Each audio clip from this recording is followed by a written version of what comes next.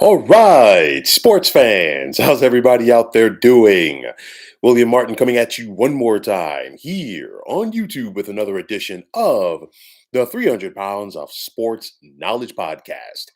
New York Mets team owner Steve Cohen continues to shell out the dough this offseason, both on free agents as well as his own players. Cohen and the Mets continued that trend today as they gave all-star second baseman Jeff McNeil a 4-year extension for $50 million. This offseason, McNeil was one of several Mets players that was going through arbitration, but he was the only one that was unable to agree with the team on a deal for 2023. However, this is all moot now as McNeil will be in Queens for the coming years.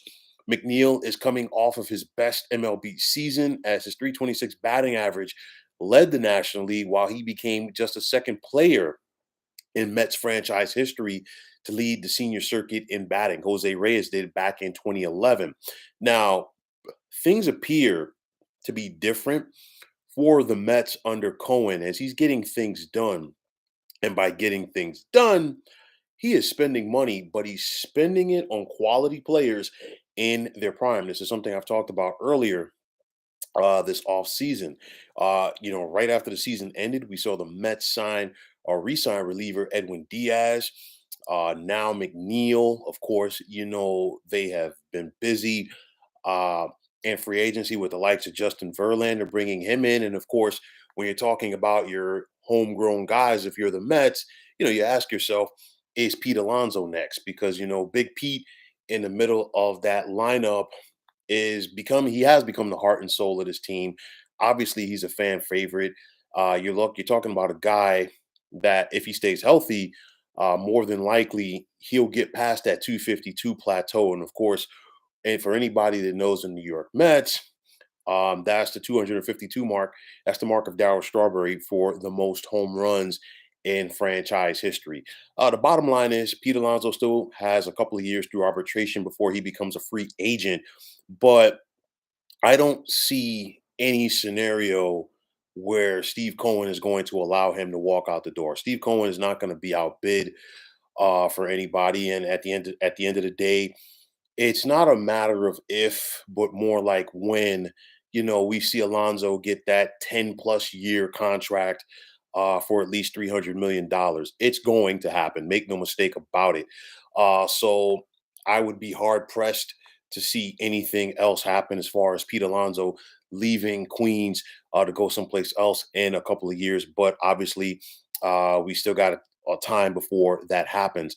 Pitchers and catchers will be reporting soon around Major League Baseball with the Super Bowl coming up in a couple of weeks. Of course, we always know that's the segue. It's kind of like bang, bang right there. Next thing you know, they're reporting and spring training will be there. And then, of course, opening day is right around the corner. High expectations for the Mets, as you can expect after their 100-win season last year, getting to the playoffs. Of course, getting bumped out in the first round by the Padres, but nonetheless, with all of the moves that were made by Cohen and his front office, definitely the expectations will be there for the Mets once again. It's all about the culture change in Queens because, again, under the previous ownership of the Wilpons, things like this did not get done. Steve Cohen is looking to change the culture. He's building a winning attitude there. And obviously, the results have to come on the baseball diamond. But at the end of the day, you need the guys who can get it done. You look at McNeil, he's in his early 30s. He still should have some productive years ahead of him at the second base position. And this gives the Mets an opportunity to continue to solidify their team. So I was shocked that it got done, but honestly, at the end of the day, I wasn't shocked because the bottom line is Steve Cohen, if he wants something done, it gets done. No ifs, ands, or buts about it. He showed that when getting the Francisco Lindor contract done, the Max Scherzer contract done, the Justin Verlander contract done. And, obviously things didn't work out for the Mets in their pursuit of Carlos Correa. But nonetheless, I've said this before and I'll say it again. Some people might agree with me, some people won't. But in my opinion, I do feel that Steve Cohen is becoming the modern day George Steinbrenner. TFX. What's going on? How you doing? Happy weekend to you. You're saying all the Cohen moves are pitching. I don't know if the lineup is going to be any better. I will say this. Um, Losing out on Correa will hurt the Mets short term, but I think it helps them long term because they had doubts about giving him a long term deal. I totally get that. So we're going to see how this works out, in Minnesota for him. Obviously the jury is still out on that. Short term, I think it hurts them because he was going to be that protection behind Pete Alonso. You have a scenario right here with Jeff McNeil. Obviously, he's not a power guy. He's a contact guy. He gets on base. It's one of those where he's not going to be a guy that's going to drive in a lot of runs either, but he's going to be a guy that's on base that needs people to drive him in. I will say this. He's a good slap hitter. The banning of the shift should help him. And, playing at City Field, right center is deep, left center is deep. I think he should have an opportunity this year going down that right field line, going to right center. He had 39 doubles last year, so maybe, he potentially gets that up to 50. We don't know. But it's one of those where the Mets are still hurting short term as far as not having another big bopper in that lineup. But I will say this: I do expect Pete Alonso, got him on the brain. Excuse me, Steve Cohen rather, to be active next year in free agency as well, or maybe even on the trade market this year. Of course, people are talking about the potential of Shohei Ohtani playing with the Mets. There's also a possibility that they could go after a Manny Machado from the San Diego Padres should he opt out after the season, like most people expect him to do. The bottom line is this: whoever's out there, Cohen's not going to be outbid. Other guys might not necessarily want to come play in New York for the Mets, but at the end of the day, it's not going to be because they're not going to be potentially rewarded handsomely in doing so. So, with that said, yes, there is a gap in the Mets lineup, in my opinion. And I do agree with you on that front going into the season. But you still got the trade market and, of course, free agency next year. But nonetheless, getting back to the upcoming 2023 season, I do think that they are going to try to at least let this thing play out for them at the beginning of the year and see what they want to try to do on the trade front. A little bit tougher to get trades done at this point due to the fact that we have an expanded postseason. And with that said, it's giving more teams life as far as getting to the postseason. And with that said, not as many teams are willing to have a fire sale like we have seen in years past. I think the Boston Red Sox, and I've talked about this before, excuse me, were a prime example of that last year. I think that I thought then that the Red Sox should have made legit moves to go out there and trade guys like Xander Bogaerts, trade guys like JD Martinez because they were clearly out of it theoretically, but they still tried to hang around and it cost them because all of those guys left and they got absolutely nothing in return.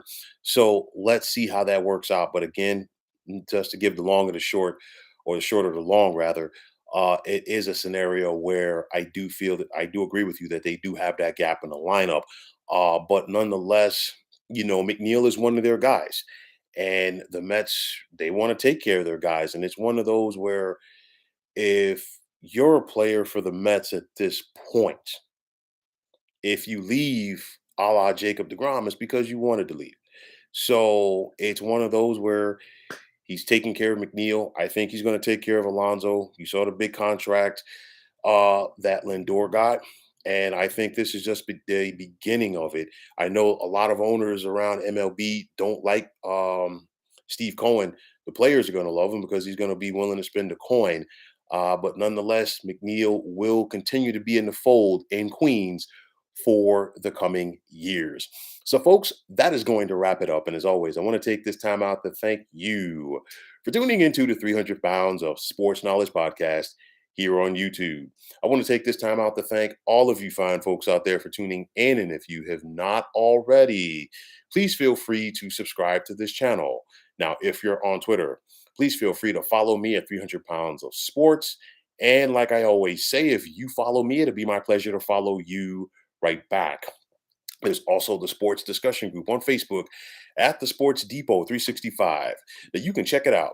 Drop a line and be a part of one of the better sports debating sites going on social media. TFX, you got a very good question for me. You're saying, when are your picks coming? It's a long wait until Sunday afternoon. No idea what to watch until then. I guarantee you they will be out tomorrow afternoon. Everything is ready. Think of it as like a pie in the oven. It's there. It's just got to go, be put in and just press start and let the oven heat up. That's the basis of it at this point. But yeah, normally I have been doing them on Friday. Just decided to push them back the additional day just due to the fact that we only have to worry about Sunday football this weekend as opposed to both Saturday and Sunday last week, and of course Saturday, Sunday, Monday in the previous week. But nonetheless, those picks are there, and they will be up on this channel tomorrow afternoon. So definitely check them out, and I definitely want to hear your take as well because just switching gears here slightly, this is a very interesting year for conference championships Sunday in the National Football League because typically, people know which way they're going to go as far as like their potential Super Bowl matchups. This right here with all four teams, obviously you can go in any different direction with one of any of these four teams as far as getting to the show. So with that said, I will definitely have those picks up and ready tomorrow. So once again, fine folks, my name is William Martin. I'm signing off, saying take care. And thanks once again for tuning into the 300 Pounds of Sports Knowledge show here on YouTube. Be well, everybody.